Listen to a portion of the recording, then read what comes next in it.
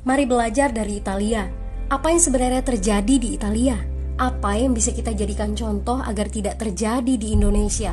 Kreatif konten ini berasal dari artikel warga Italia, dipersingkat dan dilengkapi data agar lebih mudah dipahami. Tahap 1. Kasus pertama diumumkan. Itu cuma flu. Apa pentingnya pakai masker? Orang-orang ini cuma lebay. Saya kan sehat, gak bakal ketularan. Gak usah panik lah. Tahap 2. Jumlah positif COVID-19 mulai naik signifikan. Cuma beberapa yang kena. Yang meninggal pun hanya orang-orang tua saja yang emang udah punya penyakit. Hidup seperti biasa aja lah. Pacaran, nongkrong bareng temen, jalan-jalan ke mall, tetep lanjut. Tahap ketiga. Jumlah kasus meningkat dengan cepat, berlipat ganda dalam 1 hari. Tingkat kematian pun bertambah. 7 Maret, lebih dari 5.000 kasus positif COVID-19. Zona merah diberlakukan di Italia. Wilayah yang dikarantina hampir 25% dari luas Italia. Sekolah dan universitas tutup, tapi tempat kerja, bar, dan restoran masih buka. Sementara itu, 75% wilayah lain masih menganggap enteng COVID-19. Anjuran mencuci tangan ada di mana-mana, tapi sekadar anjuran dan tak banyak yang melakukan. Tahap 4. Jumlah kasus meningkat pesat. Sekolah dan universitas ditutup selama sebulan. Darurat nasional pun diberlakukan. Rumah sakit menambah kapasitas, seluruh kamar dibersihkan untuk memberi ruang bagi pasien COVID-19. Tapi tak ada cukup dokter dan perawat. Ada terlalu banyak kasus pneumonia, terlalu banyak pasien perlu ICU, tapi ruangannya sudah habis, ventilator habis. Pada titik ini seperti kondisi dalam perang. Dokter harus memilih siapa yang akan diobati berdasarkan peluang bertahan hidup.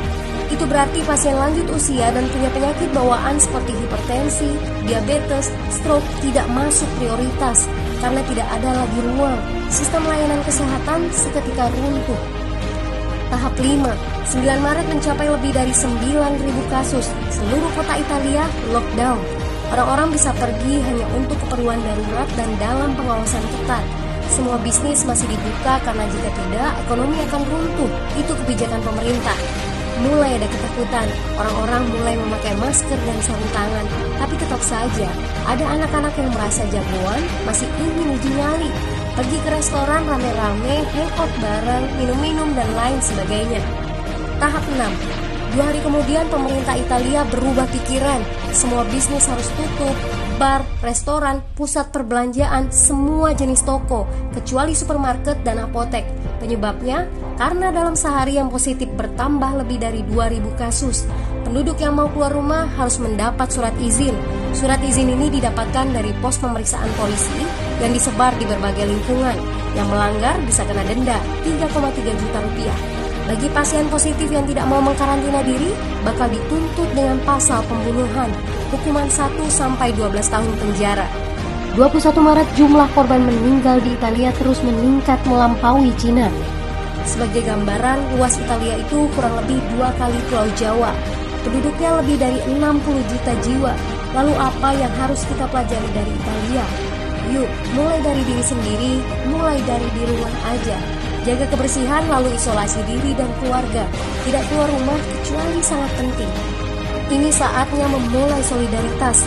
Yang mampu harus mulai membantu yang tidak mampu. Ini adalah bentuk usaha dan doa kita semua. Semoga badai corona ini segera berlalu.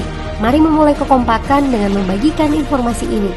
Di rumah aja, mari belajar dari Italia.